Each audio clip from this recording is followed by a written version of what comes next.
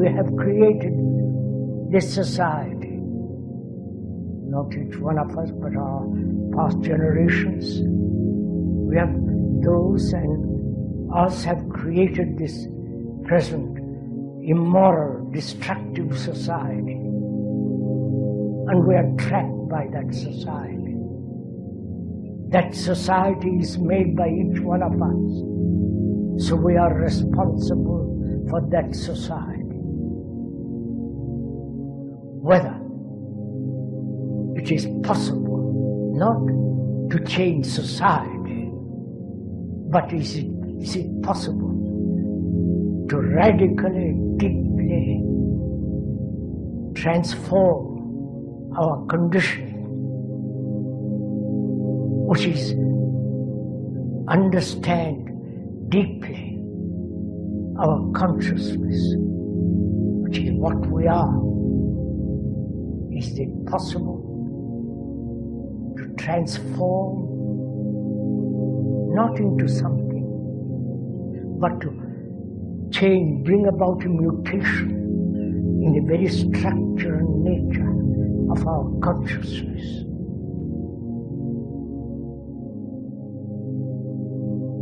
That is the problem. That is the crisis. It's not political crisis, economic crisis, or the crisis of war. But the crisis is in ourselves.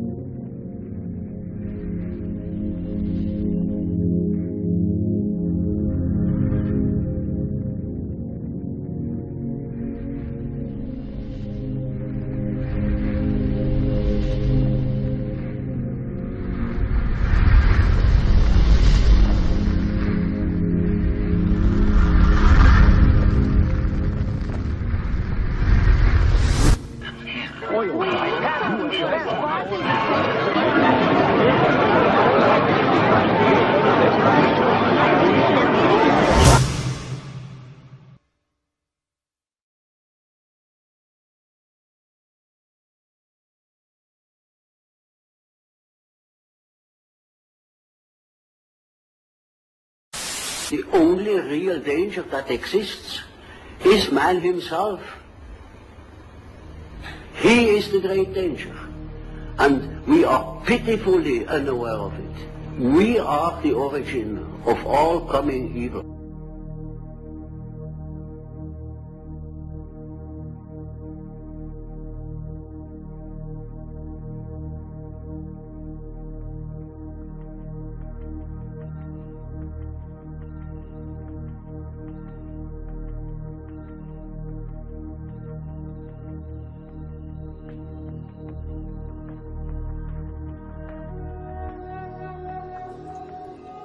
The Earth, our home, a planet teeming with life, a place of great beauty and of great wonder. A world where ecosystem within fragile ecosystem combines to create a complex and delicately balanced web of life. A sympathetic mesh where the harmonious state of each organism is ultimately dependent upon the condition of the rest. A web in which the continued survival of each delicate strand rests entirely upon its symbiotic relationship with the environment in which it exists.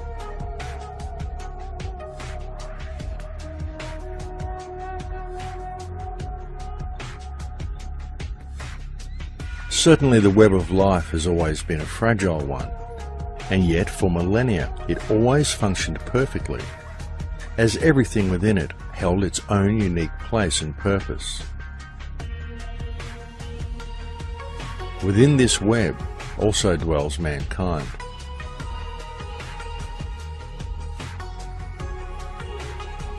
According to ancient Vedic texts, in times long past, man too lived in complete harmony with nature. For man also held his own place and purpose within the web. And so it continued for countless years, until there appeared upon the earth a new mindset in the consciousness of humankind. And with that mindset came a new type of organism. With that mindset came civilization, and a system of organised rule based deeply in social structure.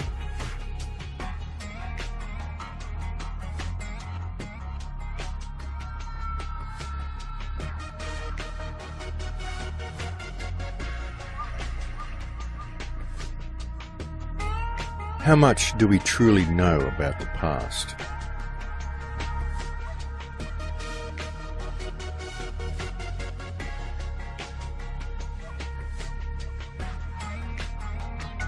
There are, of course, a great many books that have been written on this subject by a myriad of scholars from the modern era. But how much do we really know to be true? Many books written in modern times are simply the author's interpretation of other books written previously by other scholars. But regardless of what is written in any book, the truth is that all of the information we currently have about our past is mysterious and fragmented at best.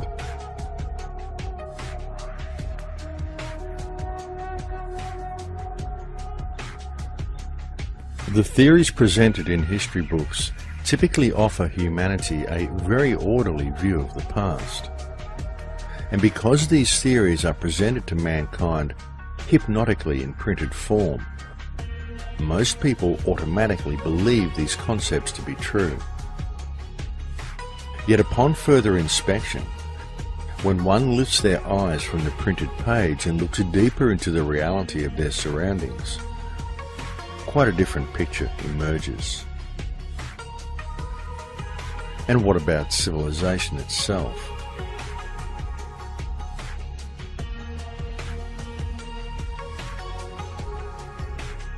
The Oxford Dictionary describes civilization as the process by which a society or place reaches an advanced stage of social development and organisation. But how often does one ever pause to consider the questions of where civilization originally came from and how advanced it actually is?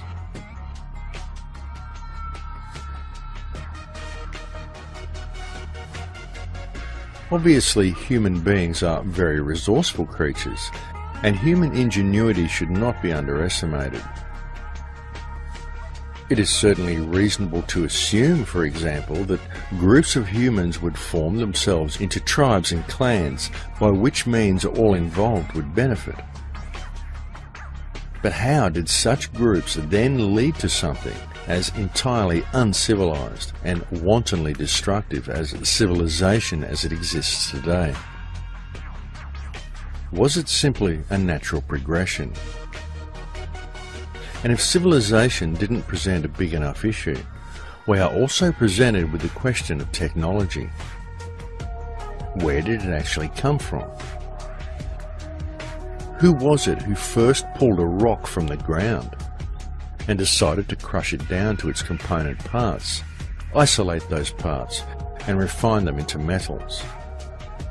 In fact, how is the concept of metals even known, let alone the methods that are required for the extraction and refinement of such things? Would you, if left to your own devices, ever come up with a thing like metallurgy?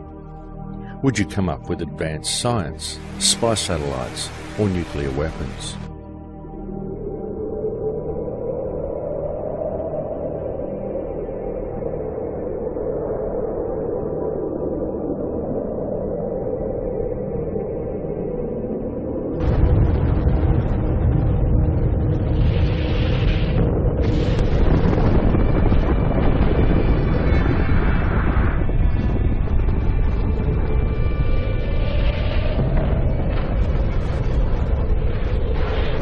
How did such inventions as these ever become part of the human psyche?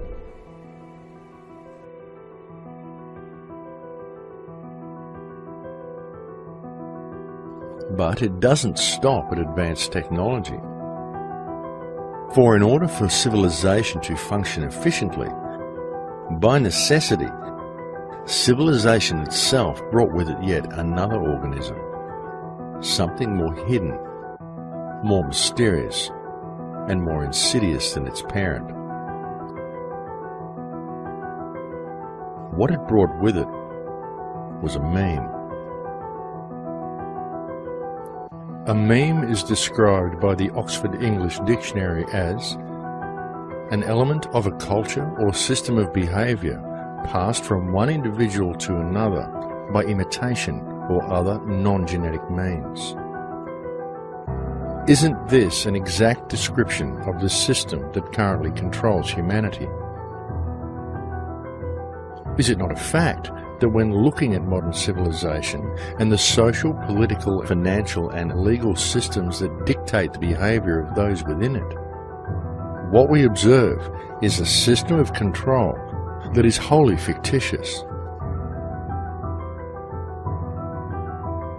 Is it not a fact that it is a system that functions entirely due to people's belief that the system itself is real? It is a system based entirely upon fear, and a system that continues to function solely due to the energy it receives from the human beings within it. Yet the system itself is simply a meme.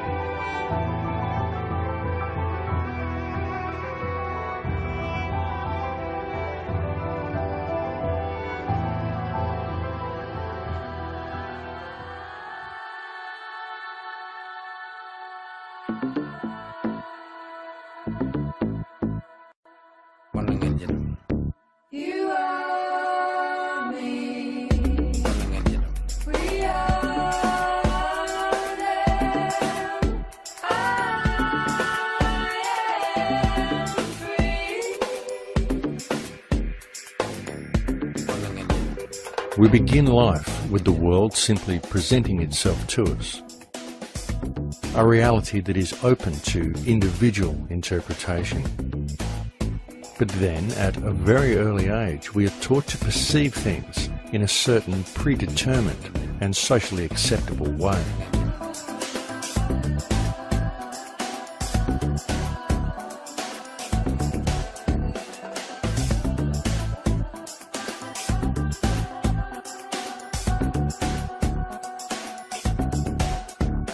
The process begins first at home, where we are influenced by the beliefs, the attitudes, and the behaviour of our parents and siblings.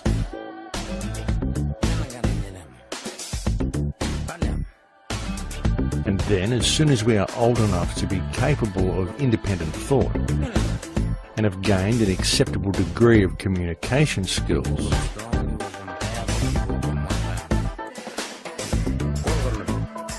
we are immediately placed within a tightly controlled education system, to then begin a process where our minds are carefully and deliberately moulded into a particular way of thinking. A process where little or no deviation from conformity is tolerated. Through a system of constant repetition, we are then taught that the world functions in a certain way, and we are only considered to be functional ourselves when we believe and are able to repeat without question that which has been taught to us during our time within the system. Throughout the entirety of our scholastic years, any independent thought is frowned upon,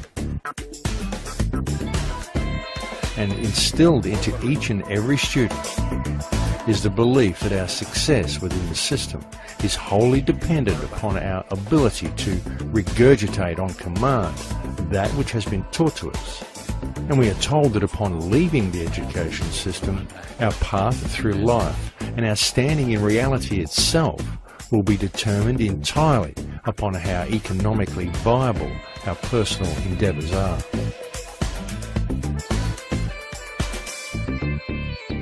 You We are taught that it is only through profit and through continual financial gain that our personal success will be measured. We are taught that we must either work for someone or we must strive to gain a position in society where someone else will work for us. But either way, all must work. We are essentially taught to be slaves who will spend the majority of life in the pursuit of paper or of digital credits. And through our belief that this system is real, we find ourselves living within a society that has been structured in such a way that were we not to dedicate our time to the accumulation of such things, then all that nature has provided for us, all that nature has provided freely for the benefit of all, will remain forever out of reach. Yet in pursuing such goals in the belief that doing so will enrich our lives, all we do is give power to the meme that enslaves us. And the price we ultimately pay is the connection we once had to the world around us. The price we ultimately pay is life itself.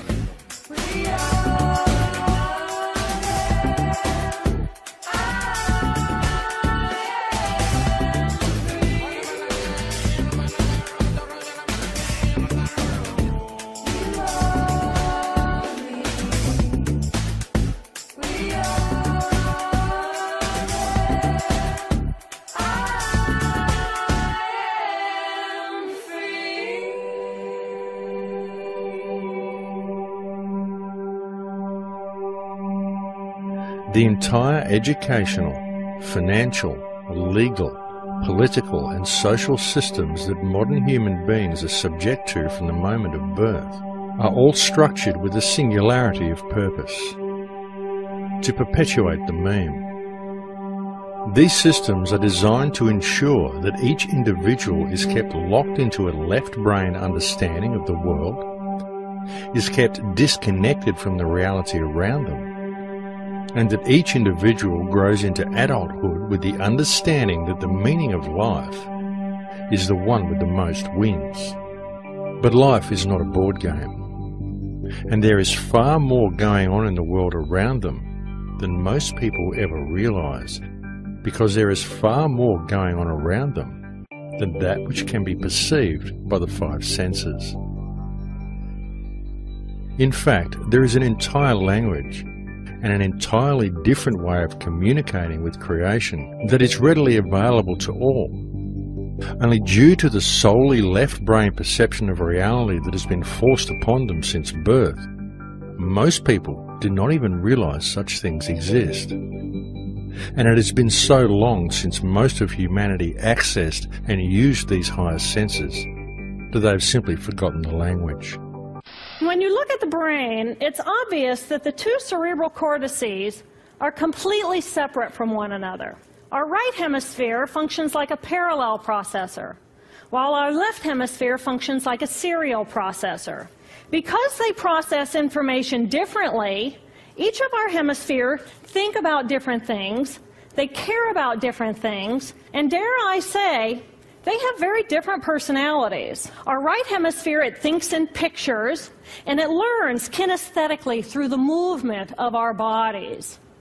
Information in the form of energy streams in simultaneously through all of our sensory systems, and then it explodes into this enormous collage of what this present moment looks like, smells like, and tastes like, what it feels like, and what it sounds like. I am an energy being connected to the energy all around me through the consciousness of my right hemisphere. My left hemisphere, our left hemisphere, is a very different place. Our left hemisphere thinks linearly and methodically. Our left hemisphere is all about the past, and it's all about the future. Our left hemisphere is designed to take that enormous collage of the present moment and start picking out details, and more details about those details. It then categorizes and organizes all that information, associates it with everything in the past we've ever learned, and projects into the future all of our possibilities. And our left hemisphere thinks in language. It's that ongoing brain chatter that connects me and my internal world to my external world. But perhaps most important, it's that little voice that says to me, I am. I am. And as soon as my left hemisphere says to me, I am, I become separate. I become a single, solid individual, separate from the energy flow around me and separate from you.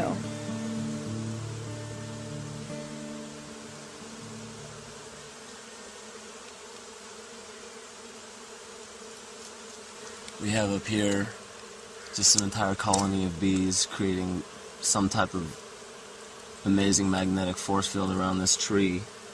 And this tree is transmitting whatever that is to the ground that I'm sitting on. Whatever this language is that's coming from all these insects, all these species, to and from the earth, back and forth. It's incredible, and the amount of communication that goes into it. We still, for some reason, think that we are the center of the universe, even though we try to pretend that we're not. Somehow we think that everything that happens around here, all the species, they have whatever scientific evidence that we understand. These species pollinate this, those species do this, do that, and the other. And as long as we take care of the species that we need, as long as we take care of all the ecosystems that will sustain us as humanity on this earth, then we'll be fine. Without understanding that if you were to look at it as this spherical spider web, 360 degrees, we're just a small little portion of it. And yeah, maybe a couple 100,000, maybe 1 million threads or webs would contact us. But when you branch it out and you understand that this entire web is connected to another spot, and there's 100,000 pieces that connect to that, 100,000 pieces that connect to the one down here, and overall, they're all connected in some way, shape, or form. So if you remove one because you don't think it's important enough, we seem to think it's insignificant because there's no direct impact on us. But I think that's such an illegitimate way of looking at it, because how could you say that any of this is not profound? How could you say any of it is insignificant when in the long run, it's not by a random occurrence that species grow in certain areas. It's not by a random occurrence that there are certain animal species in certain areas, certain plants in certain areas, and they all develop this massive ecosystem that feeds each other. How can we not say that specific ecosystems feed other specific ecosystems? How can we not say that the oceans are important to the deserts? How can we not say that all insects and species are important to plant life, important to mineral life? So, in a sense like that, just taking in all of these species that we see around us, taking in absolutely everything that we may not even see within that, the communication between them, we only see it from our perspective, but there has to be thousands, maybe millions, maybe infinite more methods of communication, some type of dialogue between these species and one another. And maybe we don't hear that because it's not necessary for us to. But to respect it, I think respect is one of the most important languages that we've lost, and I think love is the most important language that we've lost.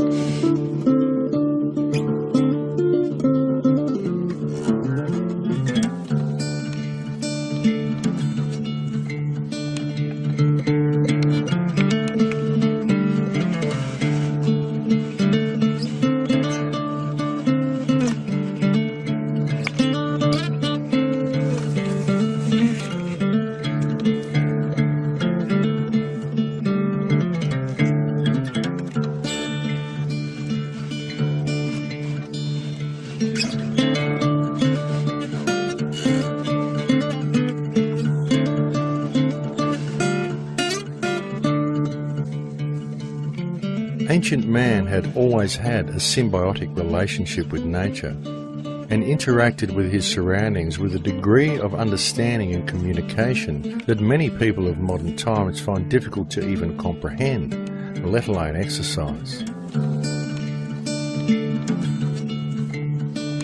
Yet, for most of humanity, this symbiotic relationship has now long since disappeared, and the language of nature has been all but forgotten. What happened? What was it that caused man to become so disconnected from the earth? And if civilization continues to follow its present course, how further disconnected are we likely to yet become?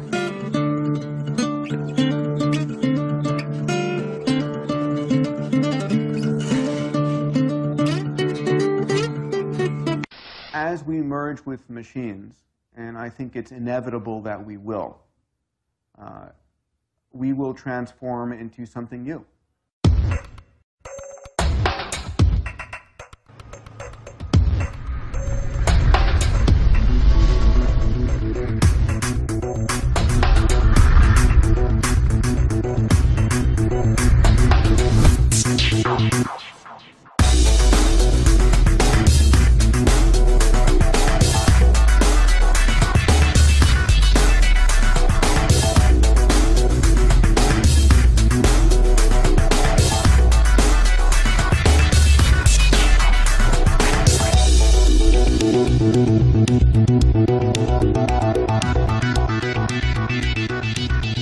Transhumanism,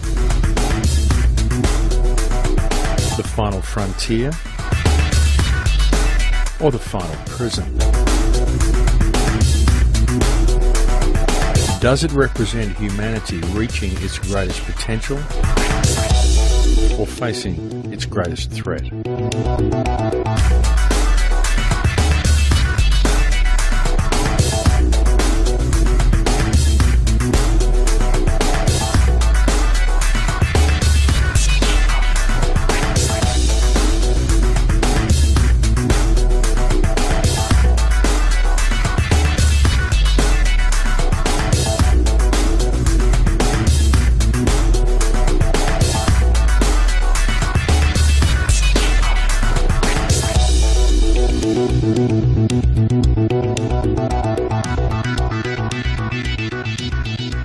Over the last century, the people of Earth have continuously become more disconnected, both from each other and from their surroundings.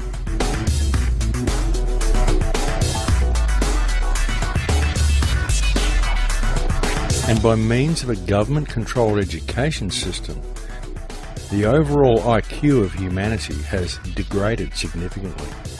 And this has been a quite deliberate action.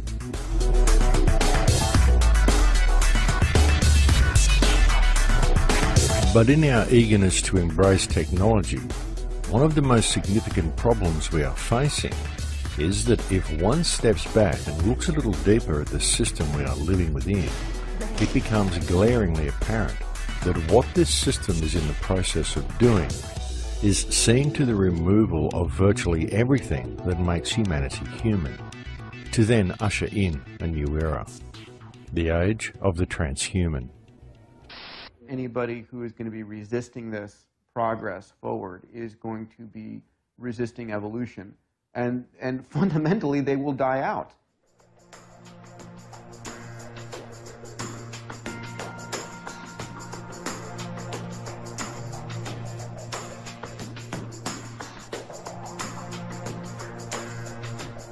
Transhumanism is the high-tech dream of both the ruling elite and of numerous modern scientists, many of whom are so locked into a left-brain mentality that they see the merging of man with machine as nothing short of inevitable.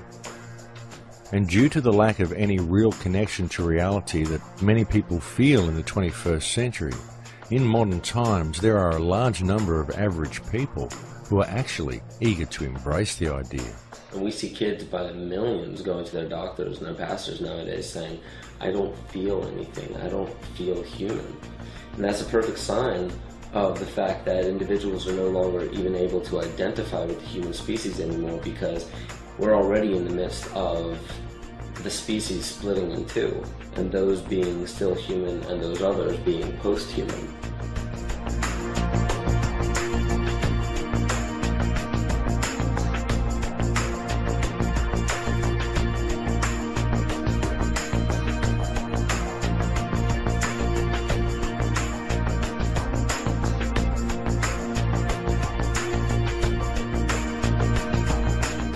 As attractive as the concept of simply linking your consciousness up to a mainframe and going online may be to some, human beings are complex and emotional creatures. It's what makes them human. And so the question must be asked, is this evolution? Is this what life is really about? Is this truly where humanity is destined to go?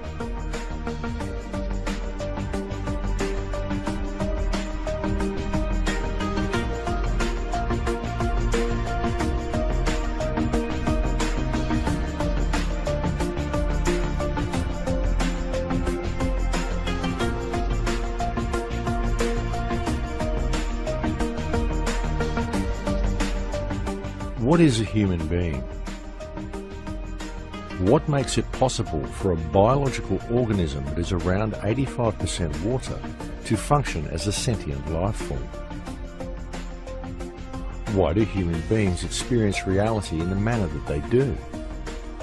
And what effect may it have upon human beings if they were to enhance themselves with technology? There is a very, very dark side and an occult side to transhumanism, but I believe that everybody should be able to recognize that if you look at it for what it is, transhumanism represents mankind's desire to escape the human condition. I also personally believe that transhumanism is the religion of the atheists. Much is about upgrades, physically or intellectually, but if you listen to the transhumanists, they say that eventually you'll be able to upload your soul or consciousness to a computer. And at that stage you will basically be able to decide how you would like to live, how long you would like to live, but also the rules that would be surrounding you. Transhumanism is related to technological utopianism, a futuristic science fiction world, a belief that science and technology will shape things for the better, eventually leading to a utopia. It's an updated version of an old religion, an idea of a new heaven.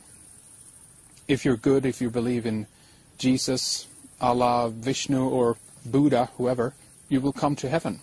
But much in the same way, if you believe now in science and technology, you are all going to reap the benefits of a new heaven that is going to be created right here on earth.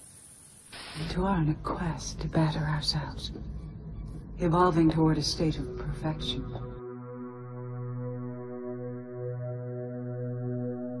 Everything that is experienced by a human being is interpreted by the brain as an electromagnetic impulse. Whether it be sight, or sound, or touch, or taste, or smell. All perception of these senses are merely electromagnetic signals interpreted by the brain. It can therefore be clearly seen that the human body is in fact an extremely advanced biological computer. And so the real question then becomes, what are the real implications and the real dangers of such a digitally controlled world? And ultimately, why? Why would humanity ever seek to blend something as complex, as highly advanced and as miraculous as the human body computer with something as inorganic and limiting as a machine that has the very real potential of being controlled by an outside source? It's not a matter whether it's good or bad. It's going to happen.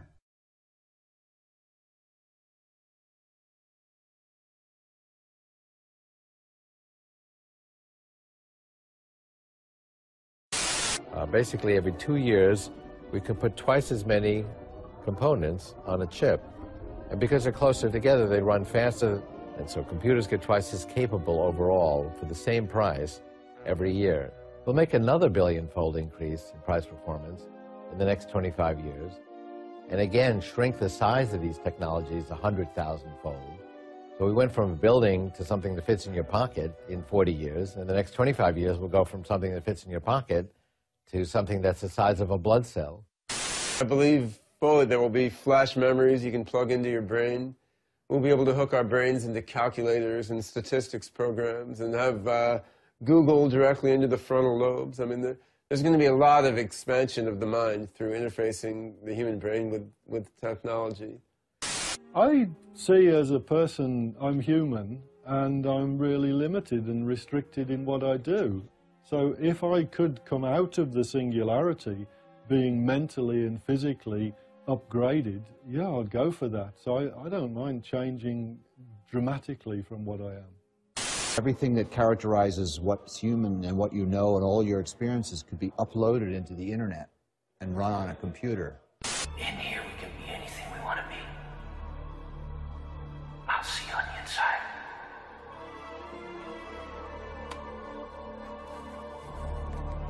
When you are completely identified with your ego, which is a fiction that we choose to believe in, then that's the same as believing in the constructs of a computer to be what you are. This universe is mine. I am God here. The ego is just different cycles and programs of energy running in circles without any purpose to it other than just instant gratification. And that's post-humanity, and we're already in the thick of it.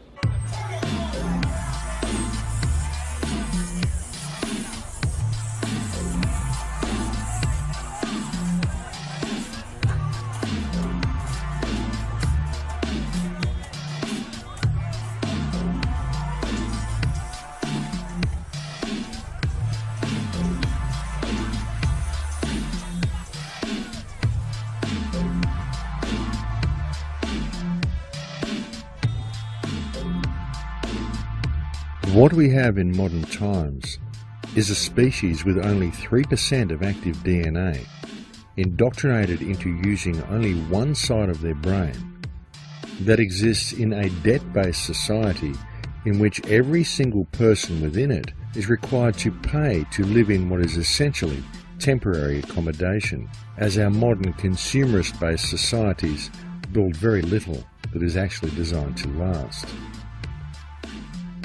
Whether they are truly aware of it or not, modern human beings live their entire adult lives in a largely unnoticed system of slavery, and this can easily be seen when one truly absorbs the implications of paper being more important than people.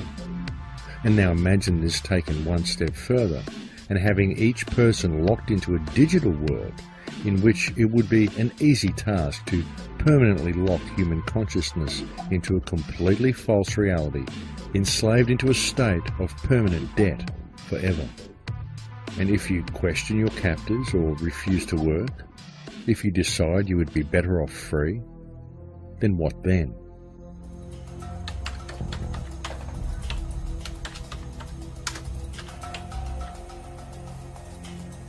Transhumanism may well be presented to the world as a method of improving mankind. Yet the question must be asked, in a corporate-controlled world, exactly what constitutes an improvement? Because looking at things from a commercial and corporate perspective, what may be seen as an improvement to one class may in fact be severely detrimental to another.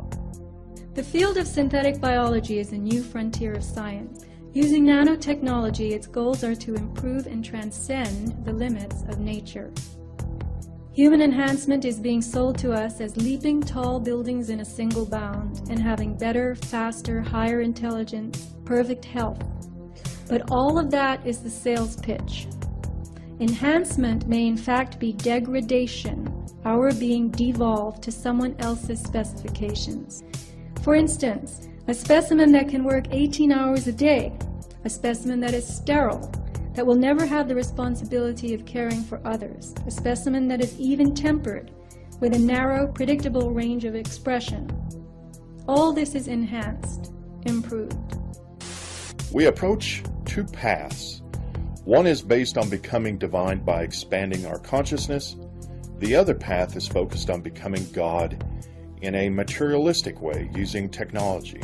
I believe both will become reality, revealing the soul of the decider. We should choose carefully. For the first time in all of human history, mankind is politically awakened. That's a total new reality. And most people know what is generally going on in the world, and are consciously aware of global iniquities, inequalities, lack of respect, exploitation. The combination of the two, a diversified global leadership, politically awakened masses, makes a much more difficult context.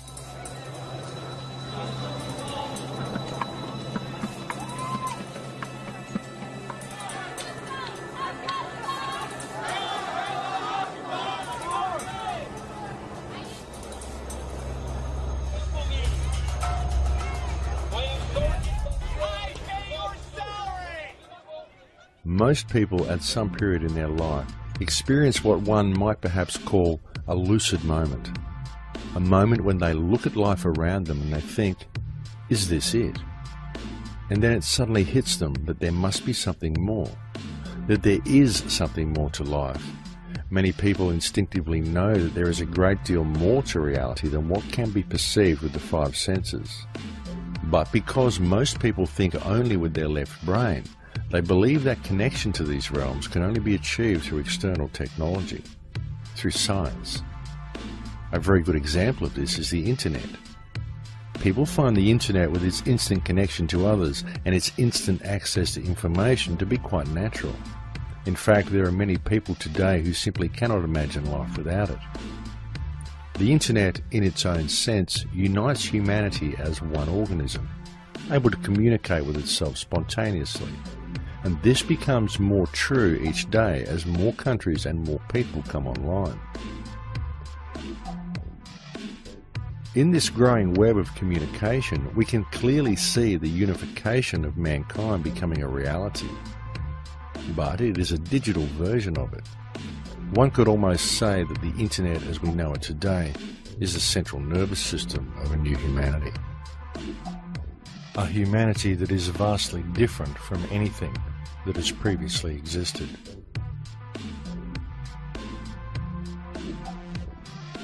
As much as it has in many ways been a huge boon to our lives, the internet has also had another, less noticeable and somewhat more disturbing effect upon people, in that among some sections of society it has created an environment of separation, most especially among the youth, as it has brought about a situation wherein many people feel far more comfortable in the virtual world provided for them by the internet than they do in the real world that exists around them. Due to this fact alone, the internet has been single-handedly responsible for a huge loss of skill. A loss of skill not only in areas of practical hands-on survival and life skills, but also in areas of social and interpersonal communication. And it is also interesting to note that people with such characteristics would indeed be those most likely to embrace the merger between man and machine. The internet, cell phones, all these other things that they've definitely enhanced our speed of communication, but they've also done something very important, and they've severed a very crucial tie between actually talking to people, looking into their eyes when you're talking to them, getting a feel for what they're actually feeling, and just in the simple fact that now everything is based upon language. We send language through the internet, we send language through the phone, language comes across through the television, and fortunately they're able to give a couple pictures and symbols and things like that, but other than that it's just based upon the language, and it's so disconnected from actual reality. Nobody ever stops and sits anymore and just sits inside an actual environment that is natural and just stops and listens to understand that that's reality. Because when we're talking, when we're jabbering, when we're watching something, when we're striving for something, when we're looking for this money, when we're looking for this car, when we're just going and going and going, that's nothing more than just a hamster on a wheel, just running and running and running, not really getting anywhere. And that's where the disconnect comes in. There's no nature in that anymore. We've completely divorced ourselves from nature. We are devoid of it now, because all in all, it all comes back to this little tube that sits in the corner of our room and tells us what reality is. And we sit there and we digest it and digest it and digest it until eventually we realize that this is just another form of poison. And all the poison is doing is disconnecting us. Right in the comfort of our own homes, simply by pushing a button and turning a dial. Well, transhumanism is the next stage on from where we are now. I mean, we have what I call the body computer, this biological body computer. And because those in the shadows understand that that's what it is, and that we are like in a cosmic version of the wireless internet, you've got this kind of infinite energy field of information of various depths and various levels of awareness and expansion, and then you're decoding this bit of the band. Now, if you decode this bit of the band, which is what this body does, then that's your world, that's your everything, if you're just only aware of that. And so we have a global population that is constantly programmed to read a certain band, and then only some of that band within it. And through that, they are manipulating us to see self and the world in very minute, limited terms. When if we just opened our minds to consciousness, we would then start going further and further into the band and getting more and more insights, more and more knowledge, more and more awareness, and suddenly we'll see what's going on. And it seems to me that transhumanism is the next stage on from that, where they go the next stage into locking us into this robotic cyborg state, so that we are even beyond the limitations that we are now, to the point where basically you are born a robot, you live a robot, and you die a robot, with less and less impact on the conscious self, on perceptions, on behavior, on actions. And if we get to that point, which is what they want, there's a guy in Britain, a very strange man called Professor Warwick. He's famous for being implanted, he's at Reading University, for being implanted so he can turn the frickin' television on and off with his arm and all this crap. But he once said, what's the problem with loving your servitude? What is the problem with having basically technological connections which are feeding you a sense of happiness, so that you're always happy? He said this guy's an academic in Britain. And of course what he's talking about, Max, is Brave New World, Aldous Huxley, love your servitude. The idea is to create this well, I almost said part human, very little part human, certainly almost nothing part consciousness, stroke technological being, which is nothing more than a servant of a system. And not only does it serve the system, it likes serving the system because it's being fed information telling it that it's happy to serve the system. I mean, it's beyond science fiction where these people want to go, but that's where they want to go. And the only answer to it is consciousness, is to break out before we get into this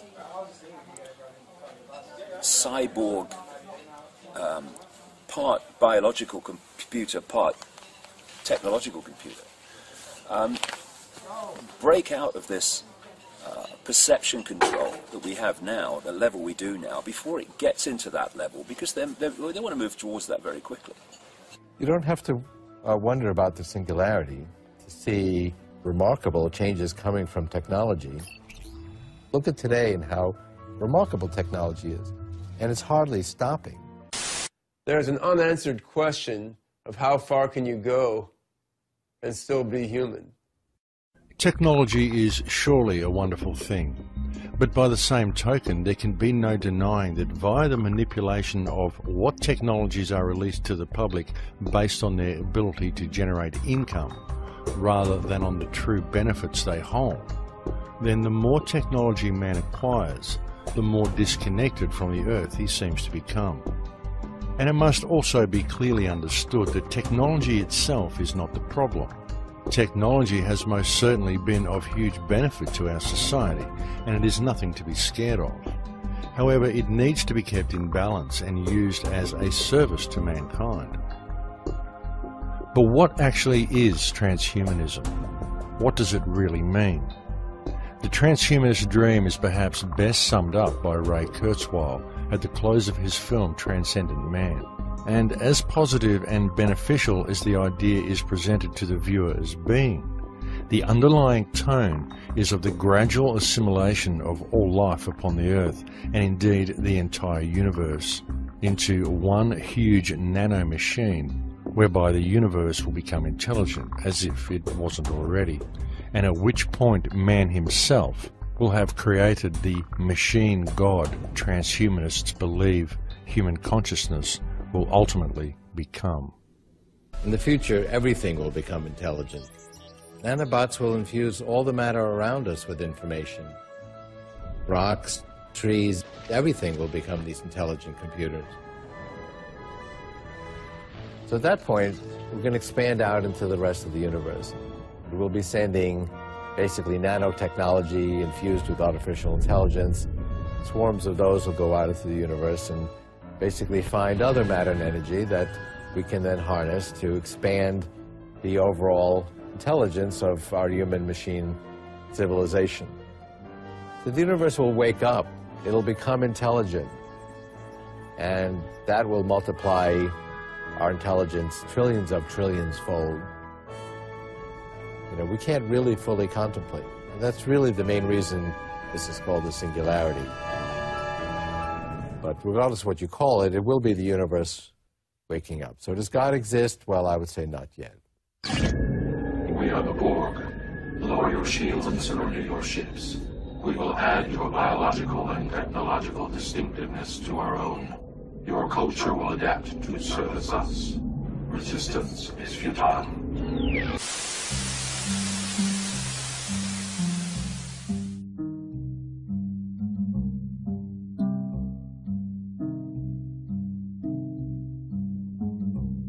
One must truly ask, is this the direction mankind should really be heading? But even more importantly is the question of whether mankind is actually being given any choice in the matter.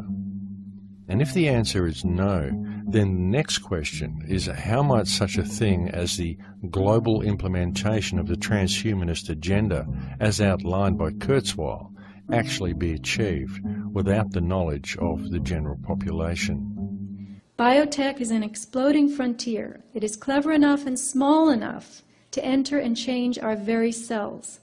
When nanobiotech has a firm footing in us, it will be easy to upgrade and downgrade anyone and anything in any way. Oliver Curry, an evolutionist at the London School of Economics, predicted in 2007, the human race will one day split into two separate species, an attractive, intelligent ruling elite and an underclass of dim-witted, ugly, goblin-like creatures. Technology is only ever as dangerous as the mind of whomever wields it. And if those who hold the reins of power in this world can in any way be appraised according to their track record, then for the bulk of mankind, transhumanism presents itself as a very dire future indeed.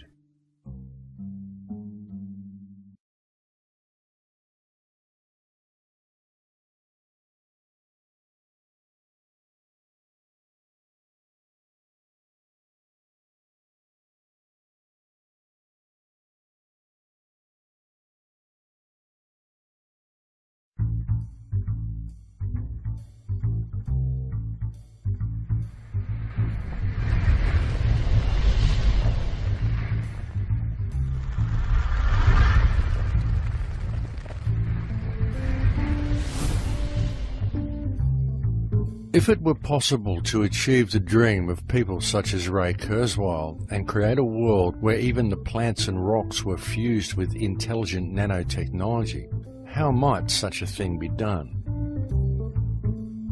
Very notably and quite obviously due to their microscopic size, the prospect of doing so without the knowledge of a vast amount of the population must be seen as utterly plausible. But how could such a mammoth undertaking be implemented? What delivery system could be employed to ensure the widest and most effective method of reaching the subject population?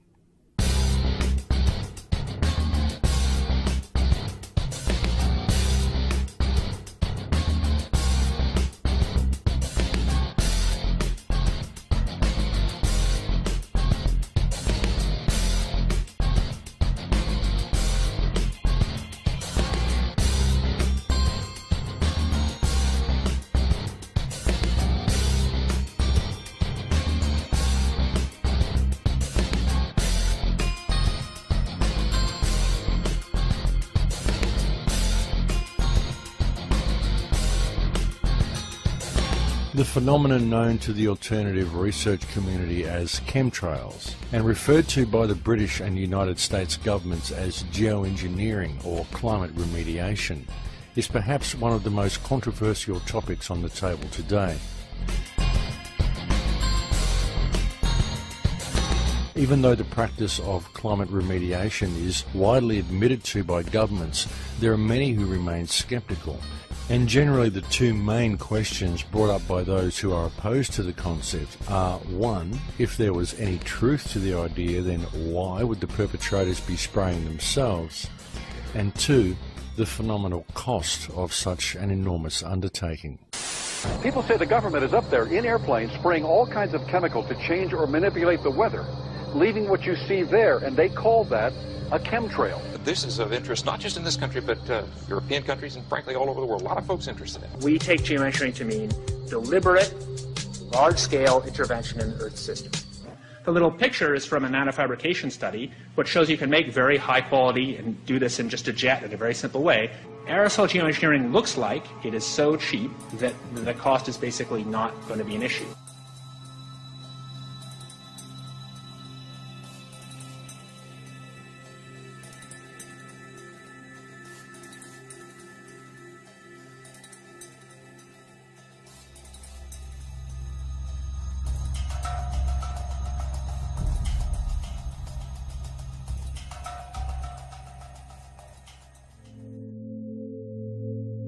Because nanoparticulates are potentially self-replicating, the cost of producing them is actually quite negligible. As for the question as to why the perpetrators would be spraying themselves, well, that answer is in fact a very simple one. These people want transhumanism. In fact, when one truly considers the transhumanist agenda, and it begins to sink in that chemtrails seem to consist of nanoparticulates or smart dust, then the last piece of the puzzle falls snugly into place. And it is far from inconceivable that were the global population to be infused with programmable nanoparticulates, then when these tiny machines are switched on, they will simply do what they are programmed to do. And that what this may be may also be largely due to what other genetic codes have first been introduced into the host. We have more than tripled the numbers of doses of vaccines we're giving our children in the last quarter century. Up to 15 by the age of 6. Why are so many highly vaccinated children so sick? The elites, those who can afford to carry out practices such as chemtrails, generally don't eat processed or genetically altered food, and it is extremely unlikely that they are subject to the same rigorous vaccination regime as the general public. If mankind is indeed ingesting nanoparticulates without their general knowledge, then how might such machines be controlled or switched on?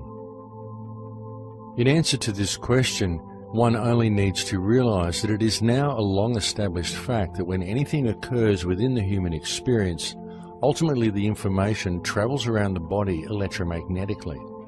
All our 5 senses, along with any emotional information, is all interpreted by the brain via these electromagnetic signals.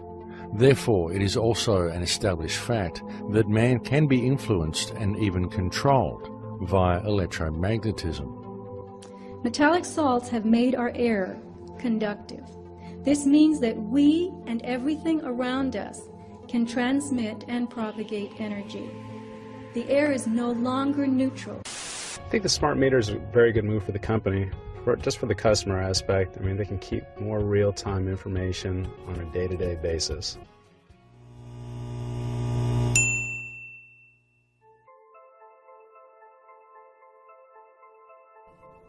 The huge awakening that has been seen in recent times leaves little doubt that mankind and consciousness itself is in a state of evolution. But there also exists compelling evidence suggesting that there are certain forces at work who wish to control the direction this evolution will take. The second group of materials found in these environmental samples is unidentifiable fibers. And I really want you to appreciate the meaning of unidentifiable. These fibers have been sent to sophisticated laboratories, and there is nothing nothing in the databases that match them. These are fibers, we could say, that do not exist in nature. People around the world are developing lesions on their skin that ooze and produce fibers. This is known as Morgellons syndrome. Tissue samples cultured from ordinary people without this ailment contain and grow the very same fibers. When these fibers are cultured, they produce colonies of filaments. You can see the extension filaments. And these colonies continue to grow and reproduce, branching out into more filaments and more colonies. The filament cultures can be grown from saliva samples, tissue from the skin, mucus, urine, blood, from animals and people, regardless of the presence of the Morgellons condition. So where do these fibers or filaments come from? Airborne environmental samples that were collected by Clifford Carnicom in 2000, the year 2000, gathered at high altitude on a mountain in New Mexico, showed the presence of those fibers, whose structure matches exactly the tubular filaments showing up in our blood, tissues, and skin. Additionally, the samples collected by Mr. Carnicom showed what he calls, and was called in biology, desiccated erythrocytes. This is a multisyllabic term, but it means dried red blood cells. So, why are dried red blood cells in the air? See, nanocells are real small. 1,000 times smaller than these dust particulates. You inhale it, they go to work replicating, spreading like a virus, multiplying in exponentials. 6 months' time, I could have 100 million people. Converted, ditch diggers, porn stars, and presidents. Not one would be the wiser. 100 million people who buy what I want them to buy and do pretty much damn well anything I figure they ought to do.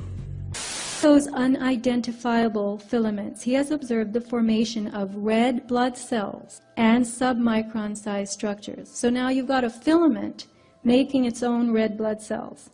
The engineered cells, the red blood, very, very tough, withstanding excesses of heat and chemicals, indicating that they are designed to endure almost anything. He has put them in a Bunsen flame, he has poured bleach on them, acid, and they still endure. In addition, they are able to replicate, growing outside of the body in a petri dish. This is highly sophisticated technology, going on by itself, not in a laboratory. People with advanced Morgellons syndrome started with fibers coming out of their skin, and they're now observing very strange crystalline forms and metallic devices, plaque structures, even grooved metallic devices. On the right you'll see one device, the front and the back. The fiber strands that you see here were made of cellulose and GNA. GNA is DNA's chemical cousin. It's a nanotechnology building block. The nanostructures contain additional properties not found in DNA, including the ability to form mirror image structures. Here you have a nanoarray, a tiny device used in biotech for DNA hybridization. And on the left you see a diagram from an industry website of a nanoarray, and on the slide you can see actually two of them. She's marked them with red X's that came out of her body, looking exactly like this. So, we begin with the emergence of basic filaments, followed by more complex structures. So what processes are going on here? Are these materials combining to form devices that are working together inside us? What is happening to our biology? And remember that tissue samples obtained from ordinary people who have no Morgellons symptoms, no lesions, can be cultured to produce the very same filaments found in people with Morgellons. So we would have to conclude that Morgellons is like the canary in the coal mine, and that only some people are exuding the materials. And could that be because their bodies are rejecting it, while our bodies are integrating it?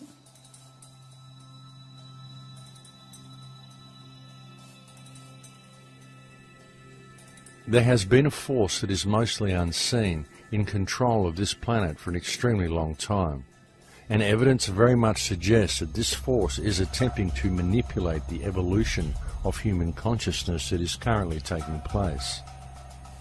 It is very likely the same force that first reduced mankind to the impaired state we now find ourselves in, where our pineal gland is closed, thereby cutting us off from our higher senses, and where our DNA is 97% dormant, whereby each person is reduced to operating to only 3% of their actual capability.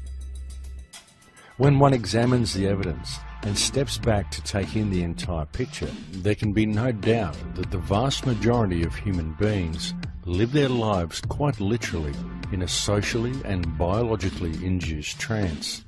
And it is due to this trance-like state of the people that we now find the world in such a degraded state. Therefore, the solution becomes clear. Mankind must awaken. But how? How do we transform the collective human trance into wakefulness? How do we bring about the mass awareness of the people? And what steps can be taken to allow both humanity and the earth to once again return to a natural state of abundance? Clearly, the first step is for people to understand and accept the truth regarding the current condition of mankind and the urgency of addressing the situation we are faced with. But even when people know the truth, as many do, most are simply waiting for social or financial Armageddon, waiting for December 21st, 2012, waiting for ascension or waiting for the rapture. And due to this lack of positive and decisive action, while people wait for redemption to be delivered to them via an outside source, the destructive machine of modern civilization continues to grind slowly forward towards its inevitable conclusion. Obviously, it is extremely important for mankind to truly grasp the depths of the problems we are facing and to the peril that our collective failure to deal with things has placed us in. And this peril includes not only the human race, but the entire earth and all life upon it.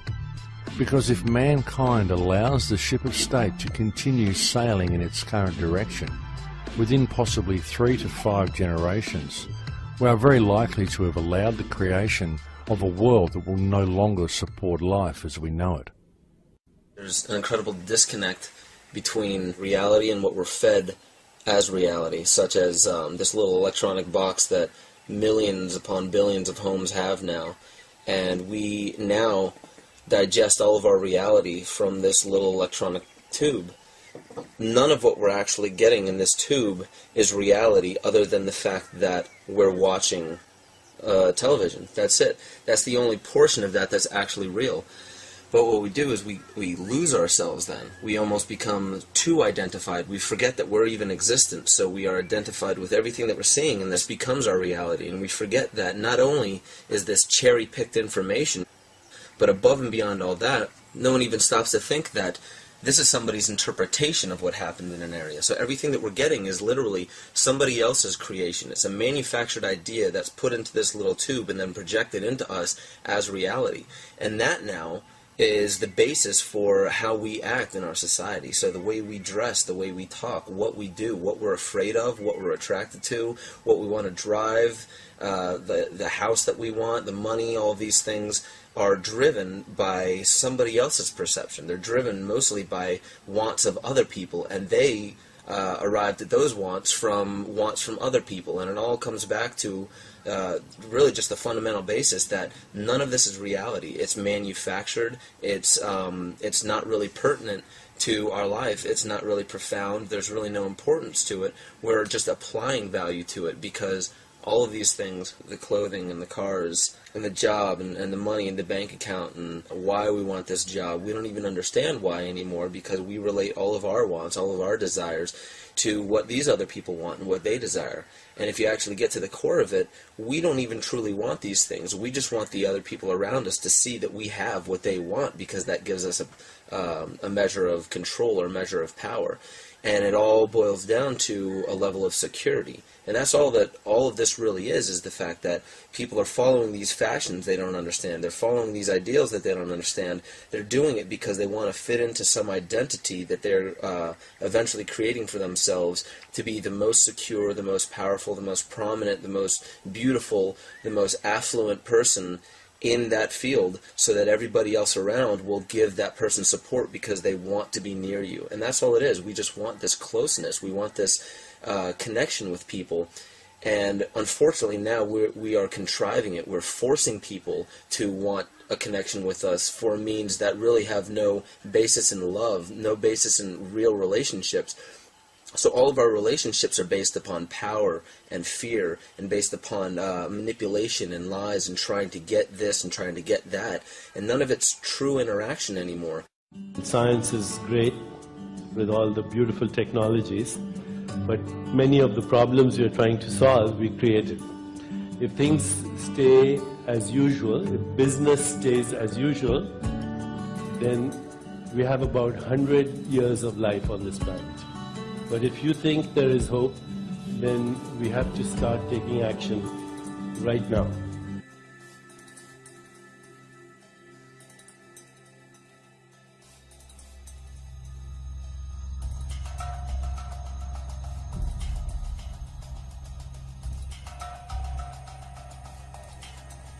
Indeed, if heavy industry and the genetic manipulation of the Earth environment is allowed to progress at its current rate, then the only life that will be able to survive on Earth will need to be of a very robust nature. Such life would be transhuman by necessity. Biology divides life into three kingdoms: bacteria, archaea, and eukarya. Bacteria and archaea are simple organisms with no subcellular compartments. Eukarya are complex, with defined cell compartments and internal organelles, mini organs like mitochondria that make DNA and energy for the cell. Plants, animals, and humans are eukaryotic, as are fungi and slime molds. The archaea are the hardiest of the life forms. They're able to withstand grinding pressure, heat, acidity, and alkalinity. They can live in volcanoes, geysers, and the ice shelf. Now, the materials appearing within these filaments are as tough as archaea. They look like bacteria, and they self-replicate. And natural fibers would be classified as fungal in the domain of eukaryotes. But these fibers contain forms from the other two groups inside them. You're looking at a tubular fiber with self-replicating internal elements resembling bacteria and behaving like archaea. That does not happen in the natural world. They are designed to endure almost anything.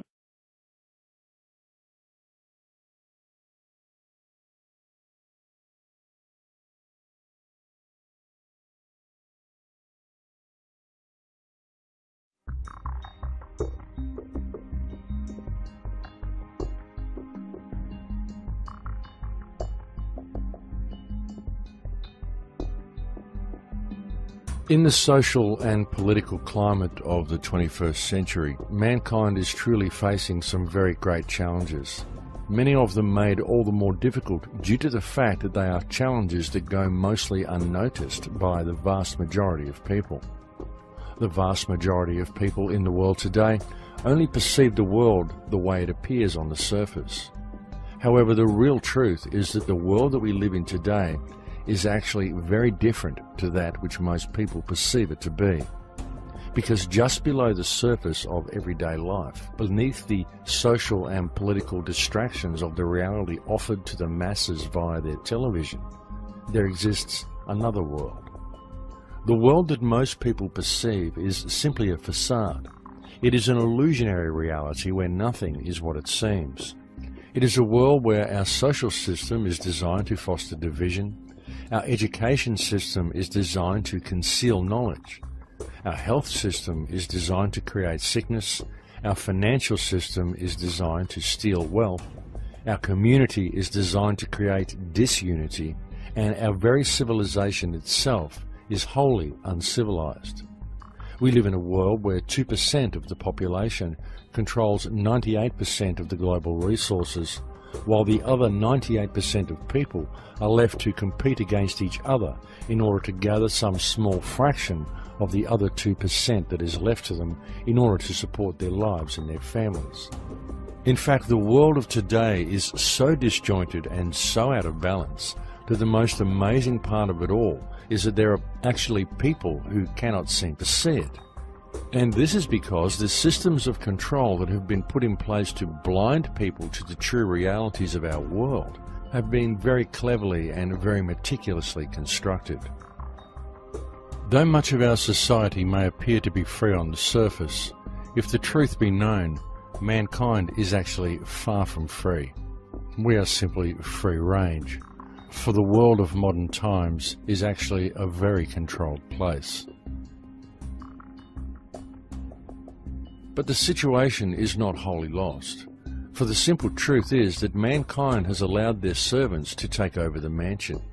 And these public servants have worked and are continuing to work to steal everything of value that they can from the people, while gradually enslaving the world to a set of rules of their own contrivance.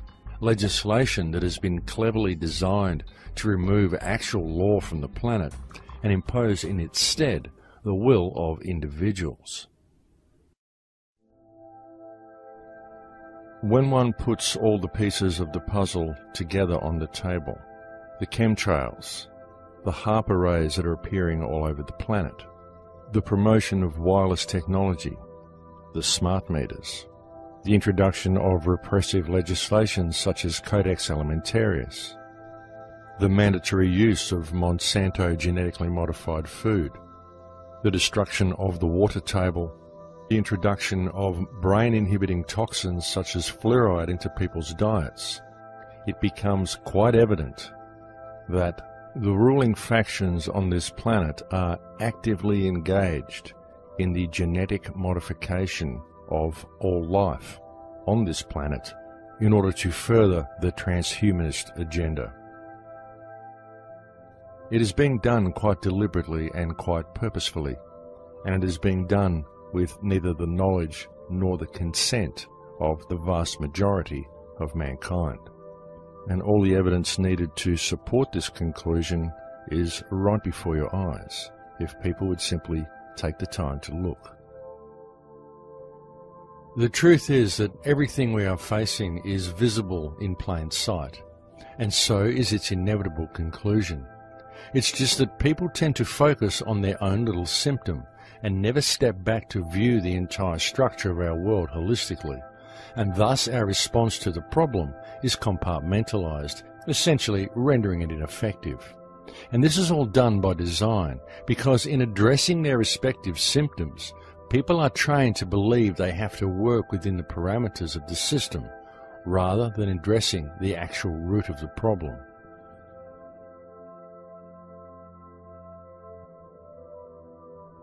Every single government that exists anywhere in the world today is currently operating in breach of the trust that has been granted to it by the people of their nation. And this is true regardless of which country we are talking about.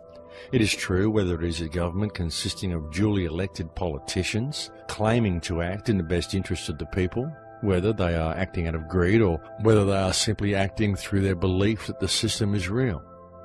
It is true whether it is a military dictatorship falsely declaring a self-granted right to dictate what is good for others. It is true whether it consists of a monarchy that has declared its divine right to rule and supposedly care for its subjects.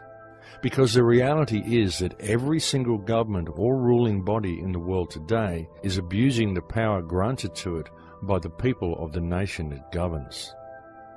Exhibit A, the Earth.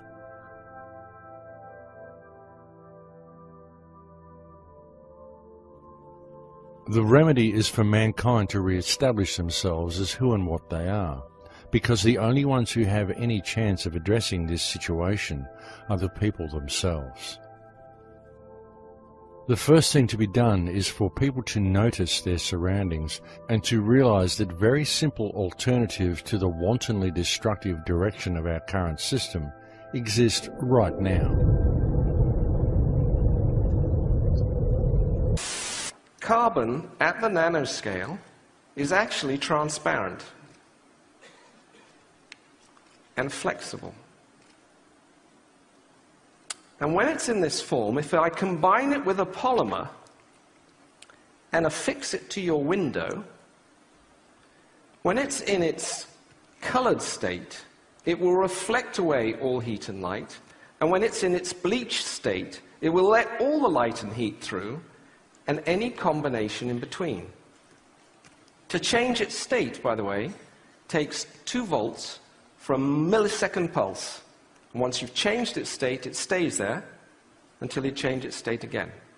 The nanomaterial, 2 nanomaterials, a detector and an imager, and it takes all the infrared available at night, converts it into an electron with the space of 2 small films. This is taking infrared radiation, wavelength, converting it into an electron. What if we combined it with this? Suddenly, you've converted energy into an electron on a plastic surface that you can stick on your window. But because it's flexible, it can be on any surface whatsoever. The power plant of tomorrow is no power plant. I can generate energy cleanly, efficiently, and cheaply right where I am. It's my energy. And if I don't need it, I can convert it back up on the window to energy, light, and beam it, line of sight, to your place. And for that, I do not need an electric grid between us. The grid of tomorrow is no grid. And energy, clean, efficient energy, will one day be free.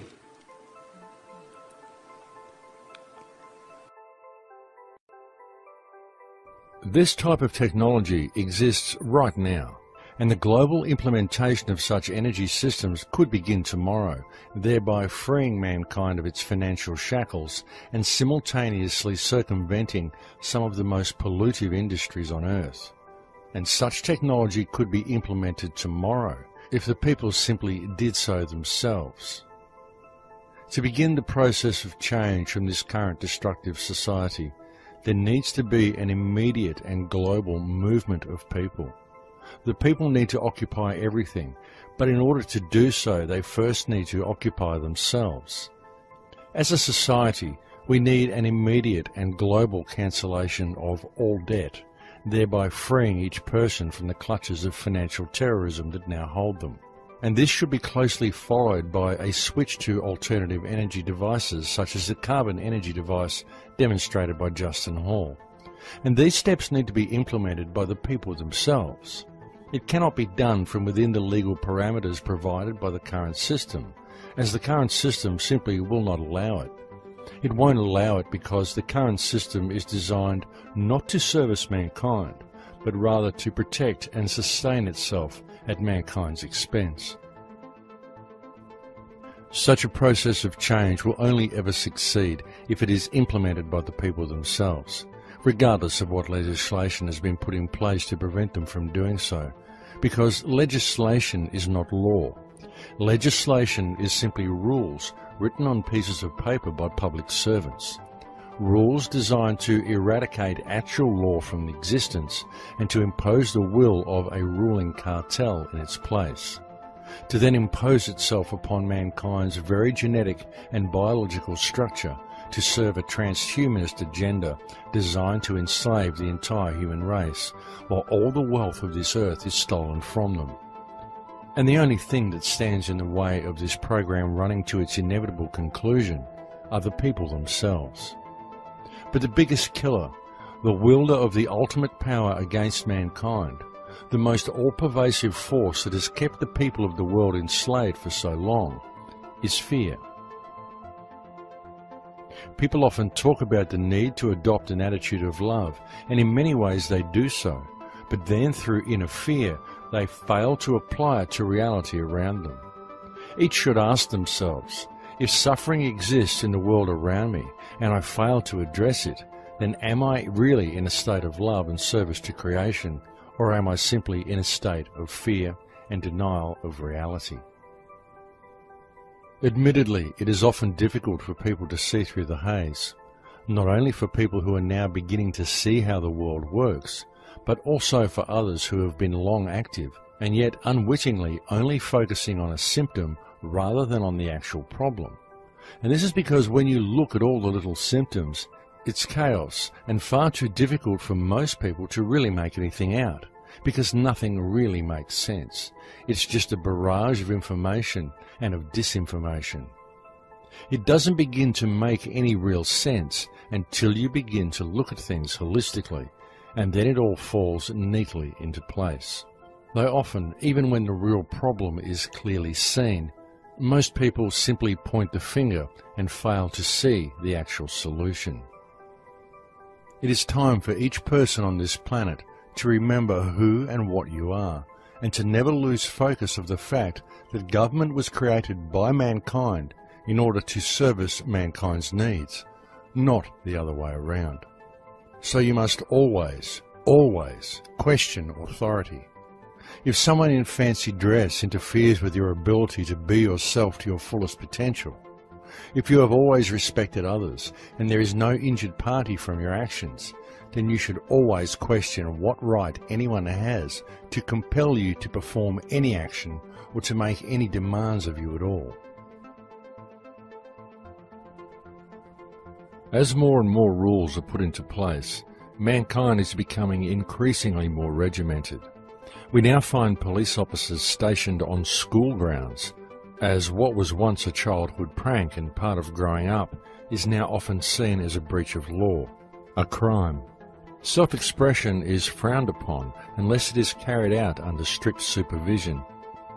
And at the rate our regulatory bodies are going, eventually society will no longer tolerate any individuality at all. Eventually it will be illegal to even think outside of the box. Essentially, illegal to be truly human. The truth of the matter is that the people of this world are, even now, living in a very low-security open-air prison. And the only ones who can implement the positive change required to escape it and to pave the way for a free humanity are the people themselves. The solution has been there all along, for the solution lies with the people. It has always laid with the people. And all that is really required for mankind to escape from the prison that enslaves us is for people to realize the truth of the invisible bars that surround their minds, and to realize that the bars are only there due to people's belief that the system is real. The only reason you have to pay land rates, pay taxes, succumb to the will of greedy corporations, and adhere to legislation created by corrupt government bodies and designed to remove your liberties. The only reason all the modern world finds itself in a position where it is virtually enslaved by public servants is because you live in a divided society, and to people's failure to build common unity within their community, to get to know their neighbours, to support each other, and to see each other as valid. People have been taught to judge others by their differences, to play the blame game, to point the finger at another, and to voice their anger for their hardships and feel that they have achieved something, when by doing so they are simply perpetuating the division and effectively missing the actual problem altogether. Our leaders have replaced true and natural law with a set of rules of their own contrivance, and these rules have served to rob mankind of our earth and of our heritage. And we the people, the 99%, are truly the only ones who have the power to effect positive change. An alternative way of doing things, a system that empowers and frees the populace, will never be implemented via the means of the system that currently enslaves them. There is no legal remedy, no remedy in politics, no remedy in government. There can and will only ever be remedy found in natural law and in a population willing to honour it. And so now, more than ever, it is time for mankind to act and to clearly understand who we are. The most important thing we can do in the present moment is to realize that we each have the ability to peacefully but firmly stand to stop the further destruction of our water table and to prevent the rest of the transhumanist infrastructure from being put into place. And most importantly, to connect with our community and to lead by example in all that we do. And together we can easily reclaim our heritage and our birthright. But it will not be done while there is judgment or accomplished through violent revolution. Nor are they needed, because all it would take is mutual respect and a united act of non-compliance to a fictional system that enslaves the minds of almost all who inhabit this world due to people's belief that the system is real. Civil disobedience is not something outside the realm of democracy. Democracy requires civil disobedience. Without civil disobedience, democracy does not exist. You see, the solution lies with each of us. It lies with me, and it lies with you. And it lies in a simple choice between love and fear. Indeed, the path to remedy, the path to positive change, the path to alter the direction the ship of state is now sailing is right at our feet. All that is required is to take the first step. In Lakesh.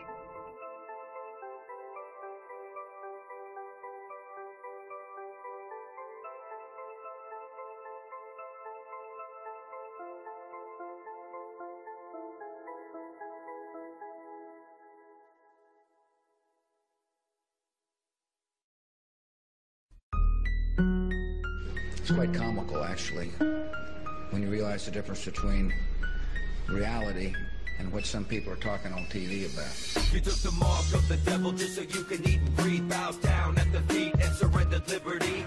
Tyranny and terror, corrupted dictators, posing as your leaders while they poison every leader. Pumping fluoride in the water while they rape Iraqi daughters. Dumbing down the public, fashion magazines and fodder. Now they slaughter weakened nations. Faulty explanations sell a fear to the masses. Terror level elevations, revelations is unfolding right before your eyes. Wake up in a FEMA camp, drugged and hypnotized. Fourth Reich's taking over while you focus on your bling. But I bet by this point you haven't heard a damn thing. It's destruction by design, prophesies in every script. Take a big step back, see the whole picture. A distraction of the mind to keep you living in a bubble.